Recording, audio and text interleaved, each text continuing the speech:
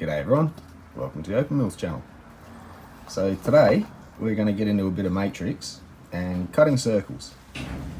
But to start with, another welcome to all the new subscribers. Don't forget there's a giveaway ending on the 22nd of this month. I'll put a link in there for that video if you want to go over watch and enter. Another thank you to everyone that's helped out with my little fundraiser sale for the new mining season, where I'd like to come back with something a bit bigger than a wheelbarrow. And I've listed a bunch of stuff. I did a video, you would have seen one of the last videos with all the stones and prices. I've listed that on Facebook. I'll put a link to the Open Mills Facebook channel there too, or page I should say. And there's more listings added, not just what was in that video. There's a lot more too. Some of it's already sold, but it's, yeah, my way of trying to raise some money for mining. Anyway, this video, I've gotten a fair few questions about matrix and the likes, and also on cutting circles and perfect circles, best I can. I'll try and explain all this. So, to start with, I've done a video similar to this before, but I thought I'd go through it again and with a bit more knowledge add to it. So everything you see in front of you right now is a matrix. And the first thing you need to understand is, well, what is a matrix? So the way I try to remember things, I just divert for a sec here. Most of you may know what alloy means, a mix of two metals. So sterling silver, it's a mix of silver, copper, and something else. That makes it an alloy. So with rocks, you have a matrix, which is a mass of fine-grained rock in which gems, crystals, or fossils are embedded. So you have more than one mineral or rock formed in the one rock. So you can consider when they talk about the quartz that has the gold veins running through it, that's a quartz of gold, that matrix makes a matrix. And there's, with opal, many types of matrix, which makes it slightly confusing. But a lot of people also don't understand this too well and therefore discredit or dismiss matrix. Yet matrix they may not understand is things like boulder opal, where you have a ironstone host rock that has had opal form in it, making it an ironstone opal matrix, otherwise known as boulder opal for marketing purposes. So boulder opal, when valuing, can be second to black opal, and you get some really nice stuff that goes really darker than that. Some really nice colouring and all that, so it can be valued second to black opal, all the way down to things like crystal and white. So boulder, believe it or not, is a matrix. There you go, we'll zoom in a bit. Let's get some water on this.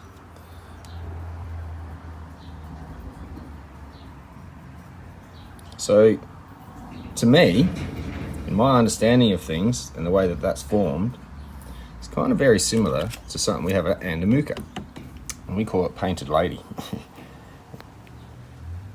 So it's where there's been breaks in the rock and opal filled it.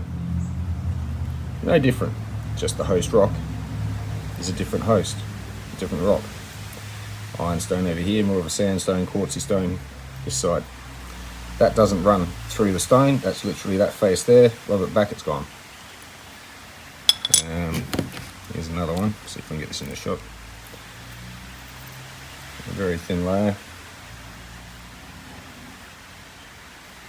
And it's just sort of woven itself through all the open cracks that this rock had been broken underground, and the opalization event happened and filled it.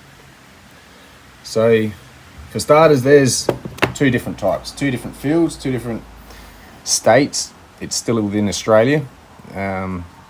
Geologically, I don't know if that matters, borders for states. It's formations within the Eromanga Basin. So anyway, we also have another type of matrix from up in Queensland, and that's this stuff. Now this has been treated. This is as I got it, and when you give it a wet, you can see what's within it. So some nice bars running through that. I may one day cut this. I like looking at it for now.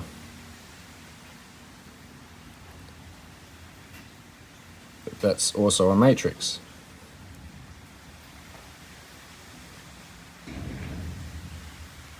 But unique to Queensland with the boulder, andamuka has its own unique matrix, but we've got massive variety. I'm going to go through some of these, so I'll just do it bit by bit and pick bits out and explain it as I go. So I might just start off with some of the first matrix I ever bought, and they would be these pieces here. Now, we bought this untreated as a rock. These have been cut, polished and treated.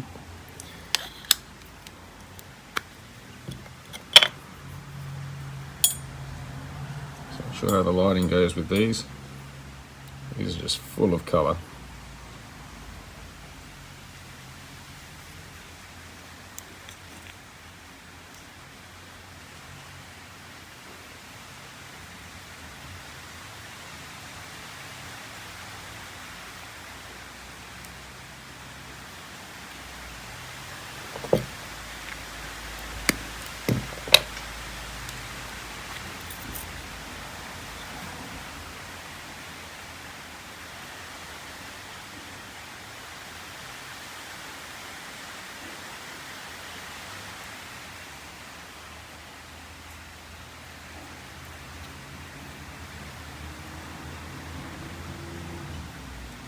Quite bright material, this, and I'll just leave these ones in here. I'll just open the case, but this is like a cross cut across the bars rather than sideways like the other ones, so it's got a pinfire pattern with the andamuka telltale patches of colour, irregular shapes to it. Yeah, matching pair of that. One of the second purchases we bought, and these, sorry, I better explain. These were hard matrix, what we call hard matrix. So it's very saturated with opal. I'm not too sure what the host rock is with this stuff. Some sort of sandstone, I presume. But this got very well saturated, and yeah, came up very nice. But yeah, I ended up cutting this one up into more of a display piece, kind of a picture stone, because yeah, it just didn't have much to cut stones, and I thought, yeah, it looks nice.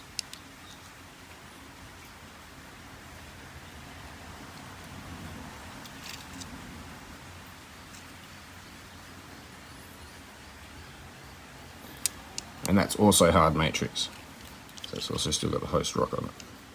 See the conglomerate sort of material there.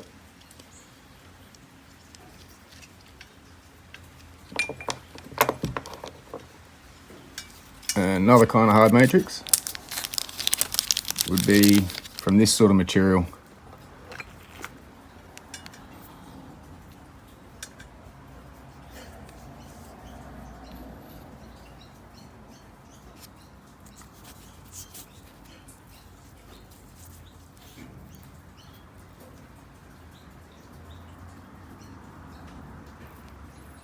And it doesn't treat 100%.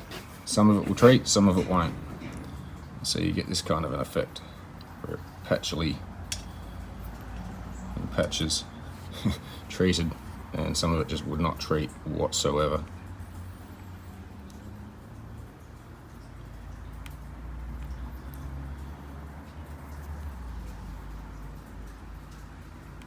Would have been nice to see that go black, but unfortunately, that's the way the cookie crumbles. That was my learning curve with this parcel. And other kinds we've got here would be like, so these first ones are more sandstone type matrices, the andamuka stuff. Here's another one. You sort of see the colour already.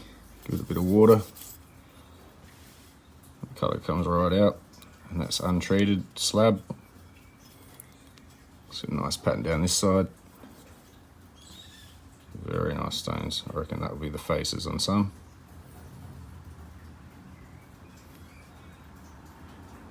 Crystal bits. Very saturated opal. Hopefully it takes a good treat. But you also get like a quartz matrix under here. As you can hear outside, it's summer in full swing. Raining here in Adelaide. So that was a quartz matrix. And that's it treated, so it doesn't really treat too well. So some really fantastic bars of colour thrown through it though.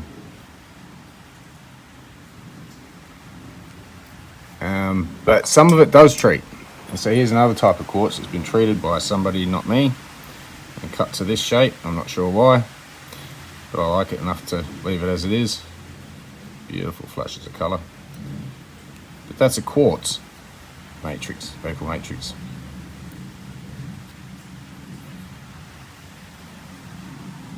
So that's quartz, sandstone, ironstone. I'm sure there's other types of minerals that have been opalized, so some of this may be that and I'm just not aware of what it is. So for instance, thanks Jeff Holmes, I purchased this a while ago for him in the parcel and was lucky enough to trade him a piece of my matrix for one of the slices. And this is gorgeous. I haven't figured out what I want to do with it yet. You can't really see too much until you give it a nice wet. Oh, that colour just jumps out. And I'm not sure what this host rock is though, that's been opalized.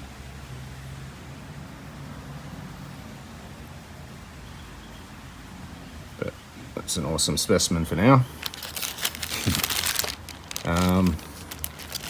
Some more that I'm not aware of what exactly you'd say the host rock is.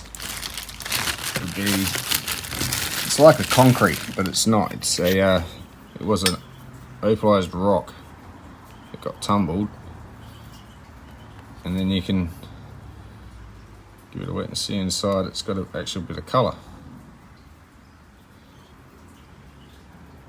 somewhat. Which camera to show. And I treated a slice that came off of here.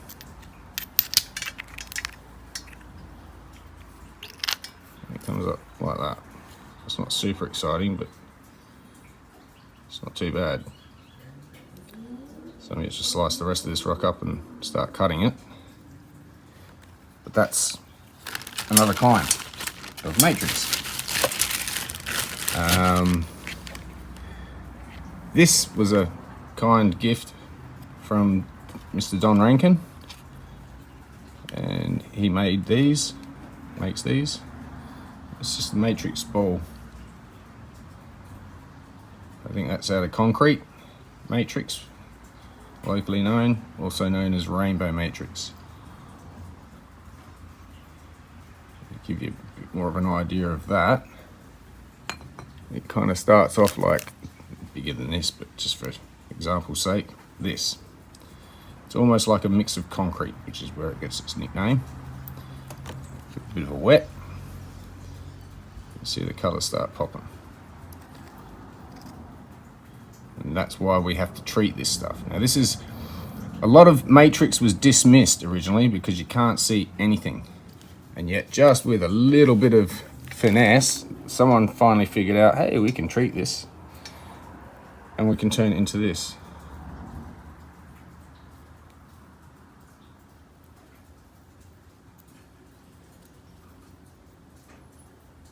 Which is now not valueless. So a lot of the times back in the day, they wouldn't even bring this to the surface. It wasn't worth the effort at all. And it was just thrown away in the mullock heaps.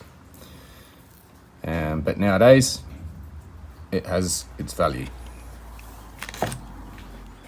So a good time to mention something about now a matrix and the treatment. Some of the stigma that comes from matrix, if some of you may have heard it, is the fact that it's treated. Oh, and it's not proper opal and all this. Well, clearly it actually is real opal. It's also just opal in another rock. Same with boulder opal. So I'm really not understanding the discrimination sometimes the matrix faces. Yes, it shouldn't be considered as valuable as solid pure opal, SiO2NH2O, because clearly there's another mineraloid or two in there. And it doesn't make it valueless or rubbish. It still has its place. And it's only been recently, as in history, that matrix has even made it on the scene due to the treatment. Yet people have been buying gemstones like emeralds and rubies, I think some sapphires. Rubies and sapphires, both corundum. I think it just depends on what spectrum of colour it is. It's classed as ruby or sapphire. There's a bit of a guide there somewhere I won't go into. So nonetheless, they come out mostly fractured. They have to be heat treated and sealed. And so they're all treated. No one complains or says too much about that. So I really don't see the issue with this being treated. We're not claiming it's black opal by any means. Yes, blackening it does cause the contrast that you want to make the colour stand out and pop. So if that's needed, not a problem. But we are not trying to create black opal and term it that. So it's treated matrix. And that just denotes that I won't even mention black in the title. It's blackened, that's about it. So yeah, moving on with some other matrix.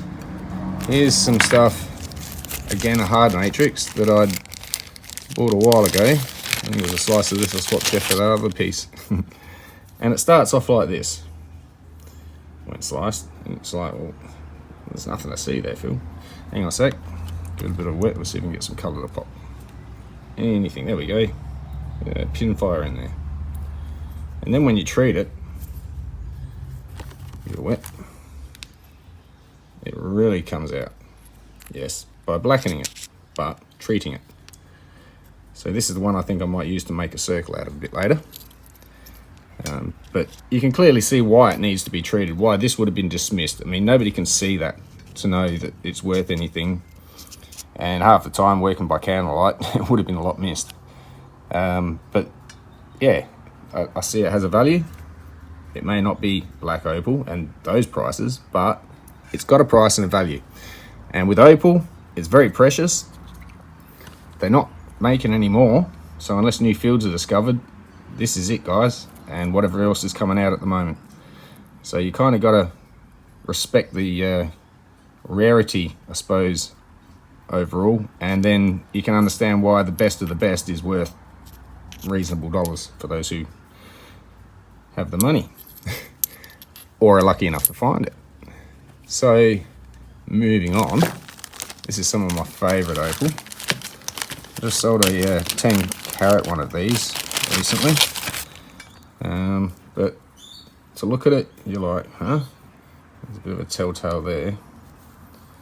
You're like, it doesn't look like opal, Phil, and I'm fully in agreement with that. Just put a couple more bits out. I won't pull it all out, but as you can see, inside this coating, it's broken there naturally, so there's a bit of discoloration there, and there's the rest of it in there somewhere.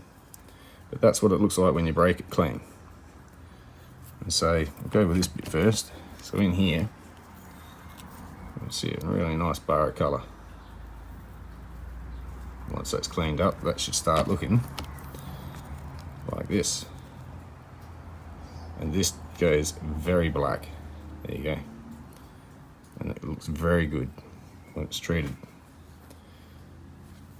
So yeah, I'm keeping them for a special project when I finally decide what I'd like to do with it.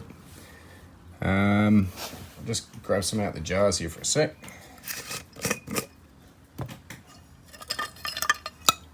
And we have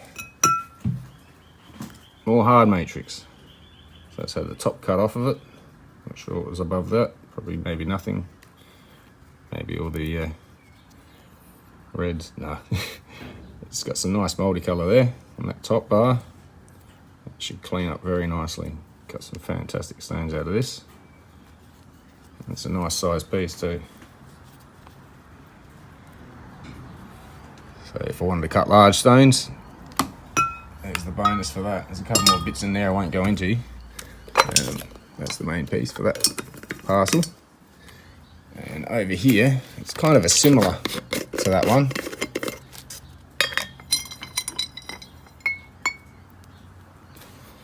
A little bit prettier. Very sparkly. Lots of bars running across there. So I could cut it that way, or I could cut it through the bars and get faces. Dealer's choice. But there's some fantastic colour in this piece. Can't wait to deal with it. I've got so much to... I've stocked up well, put it that way. Again, some of these pieces you've obviously seen before if you've seen some of the videos, but again, more hard matrix. So this is one piece I'm going to get to soon.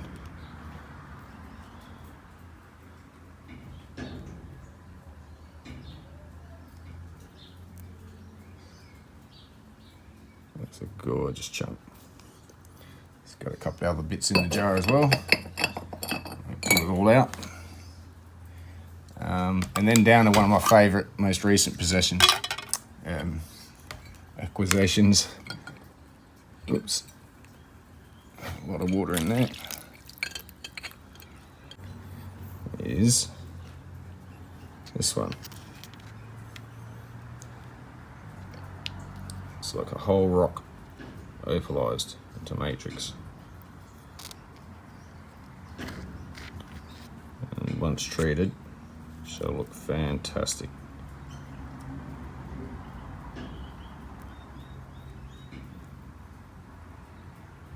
But for now, this one's going to stay as is. I love looking at this one.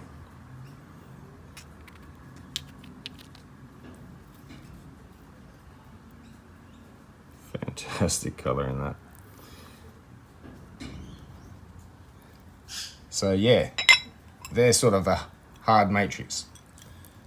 Try and get this back in the jar as almost impossible. Oh, there we go. So two more to show you. One I'd had for a while and decided to treat, and one's the remnants of a whole piece I hadn't cut yet from the first parcel we ever bought. So here's that one first. That's what that stuff looked like. So some I chose to cut that way on the bigger pieces, and some that way, like on the triangles. And this piece was a piece I'd had for a while. Didn't realise what it was to start with. I bought it years ago and it just floated around my shed. Then I finally realised it's matrix. And she come up beautiful. So that'll be a future cut as well. Really nice stone to be had in there. Just under that green. More of that pattern. So that's the extent of what I've got at the moment to show you with the types of matrices I've got. Matrices. But to point out, other than the boulder and the Winton, the rest of this that you've seen is exclusive to Andamuka. You don't get this type of matrix anywhere else in the world, or even in Australia. Maybe there are quartz matrices in other fields, I'm not sure, don't quote me, but I'm more referring to this kind of hard matrix. Very unique. We call it hard because it's it'll take a treatment, but it's very good and hard to polish. It takes a very good polish because it's hard. Whereas the rainbow matrix, that's been coated. The bottom, I wrecked on that one. Probably have to seal it back up again. But that's got a resin coat over it. Otherwise it's just a bit too dull to see. But that's a lot of effort gone into making that presentable too. So there's work gone into it that needs to be realised a value. This wouldn't otherwise be done, and this stuff would just still be sitting on a heap somewhere otherwise. So the second part of this video, I'm just going to tidy up here, but we're going to put a circle on here. And a viewer has asked about how to cut circles, decent circles. So we'll cut one. I'll show you how I do it. Alright, so first thing, got a piece of Opal matrix. I'm just going to dry it off. And I've picked a spot I think I'd like to cut the stone from, which would be in this area. So some really nice colour in there. So I'm going to do a couple of trims once I draw a rough guide as to what I'm going to cut. So first things, let's go for as round as we can and use a stencil and figure out a size, bearing in mind under here that corner there has to be brought in, so keeping away from the edges a bit. Find the right size circle, thinking something like that.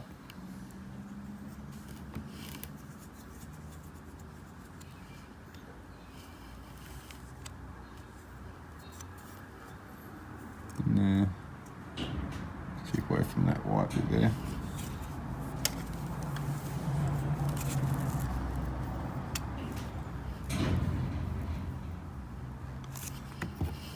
So I'm just gonna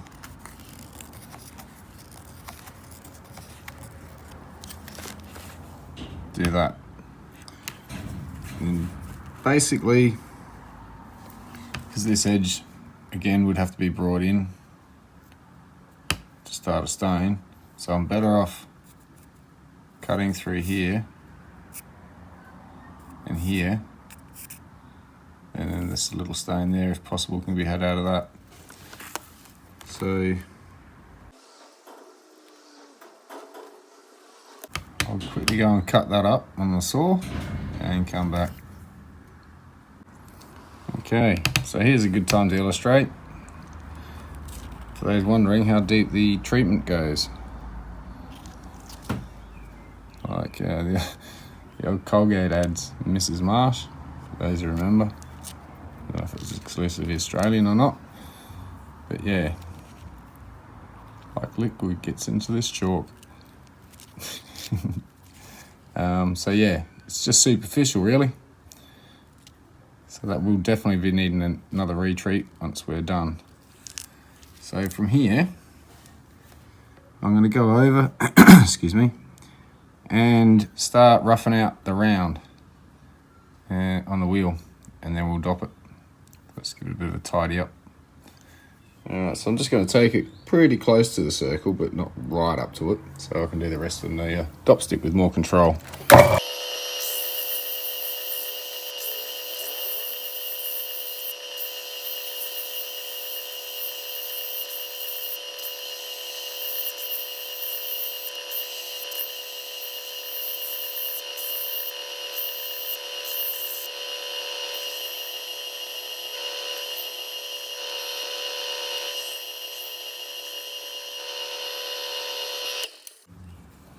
Alright, so that's our little disc. We're going to turn into a circle.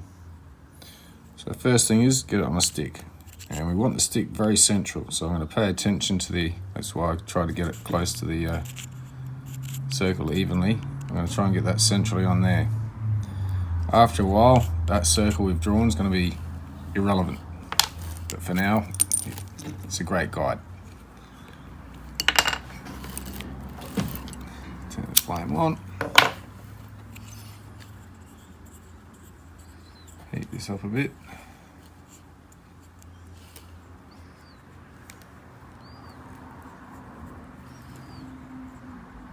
Excuse me, sniffing away.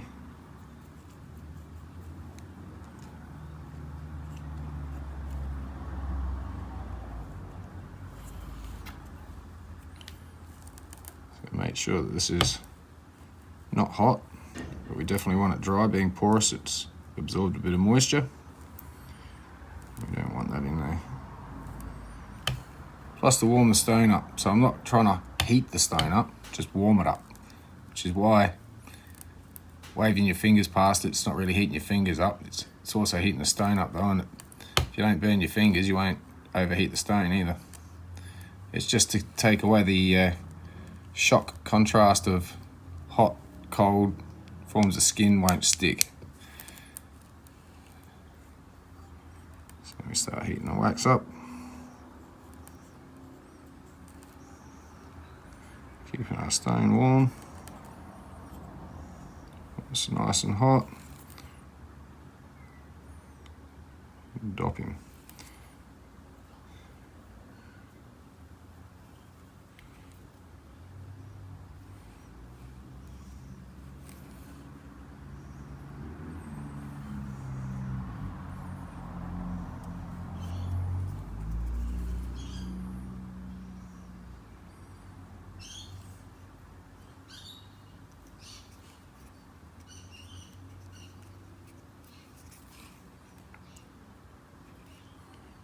Just making sure it's level on the stone. Sorry, I'm working this way.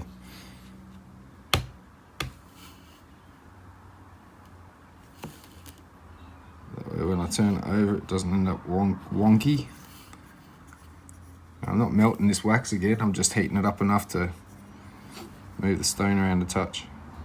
The stone looks to be pretty central and straight. So switch the light off, flame, give this a dunk in a bit of water,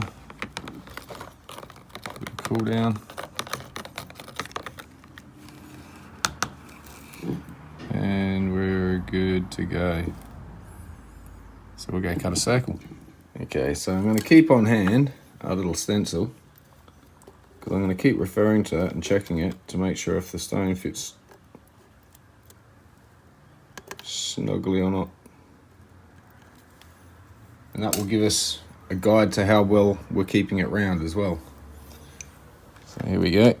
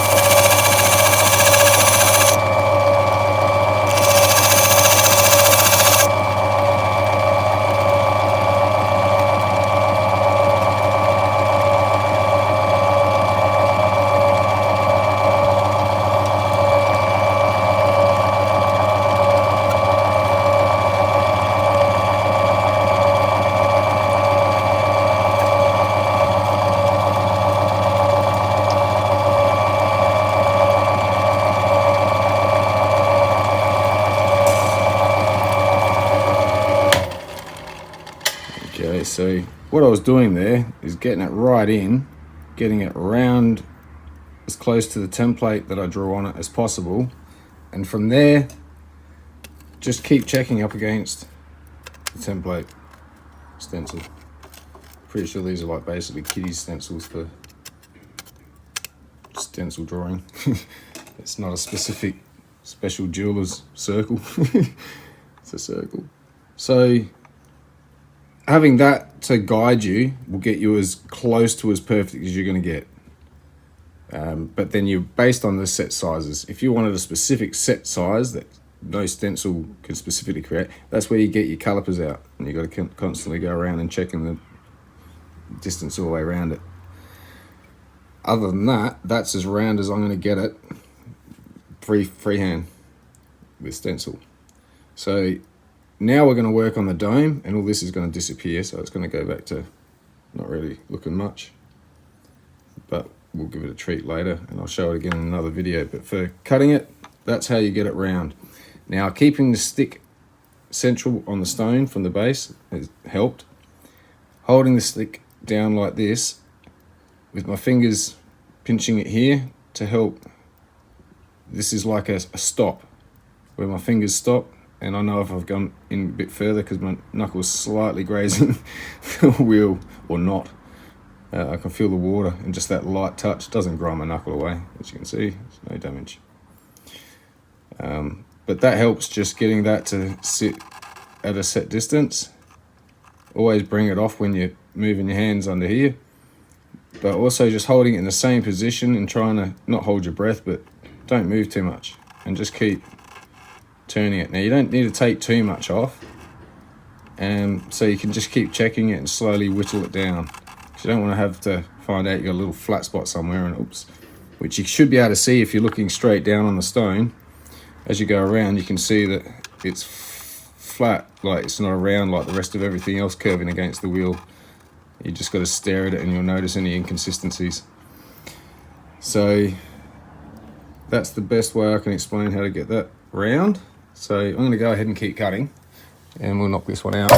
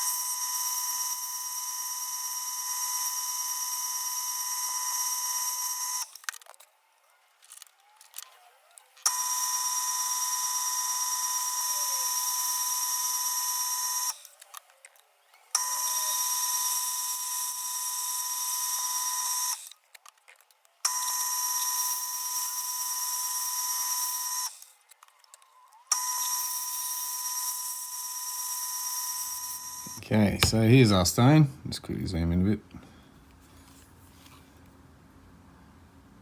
It's still got all its colour all the way through. Polish the back. May as well be open back. Some nice material, this stuff. It's worth showing off, even for matrix. I hate saying it that way. So I'll just zoom back out. So, 10 carat stone. There we go. So 10 carats, excuse me, losing my voice. With this kind of colour, you can at least get between $15 to $20 a carat. So it should be around about $150 to $200 stone. So it definitely has a worth, and enough of this stuff, you can, do quite a bit with it. It's a little bit more readily available. It may not be the top shelf, but it's opal. It's just as beautiful when you look at it. Just don't get hung up on the fields and all that sort of thing too much, and you can just enjoy it and go, yep, that's opal. I know it's a matrix, it's not all opal, but yeah, if you paid for that with black opal, you'd be paying a fortune, which is another reason you get that look, I suppose. Some people like, but for a fraction of the price. And that's not to discount this stuff. I think it's very undervalued, to be honest. And it's starting to gain a bit of interest, but it'd be good to see a lot more interest in it. So anyway, we'll leave that video there. I hope you enjoyed the show and tell earlier, and just remind you, in the description for this video I'm going to put links to things like Facebook, something else I'd mentioned earlier. I'll have to go back and listen, and there'll be a couple of links in there anyway. So I've also got upcoming videos. We've got some silversmithing coming up, got to make some rings, or at least a ring, a couple of pendants, and I'll be starting to work with gold too. So yeah, that's something that's going to be coming up within hopefully the next few weeks. So stay tuned. It's all about opal in the end, but there's a fair bit of, from mining to cutting to setting, and I'll try and cover it all. And there we go for cutting circles. That's the best I can do for showing how to cut a, if not perfect circle, as close as it's going to get by anyone's standards, I think. So be a pleasure to set. No doubt a little thin bezel, just a little wire back for the bezel to sit on and hold the stone in, and bezel over. It'll look fantastic. Could be a ring stone, decent sized ring stone, or it could be a pendant. Bit of versatility to that. Could even do claw setting if you wanted with something like this, it's not a problem. This is a stone that could be either or. And because there was enough of it, it's not like there's anything to hide. So it's, all its real estate's good. Oops, was good. It's still good, it's still good. But so anyway, I'll leave this video here and get on with the next one. I hope to get my voice back by then. Cheers.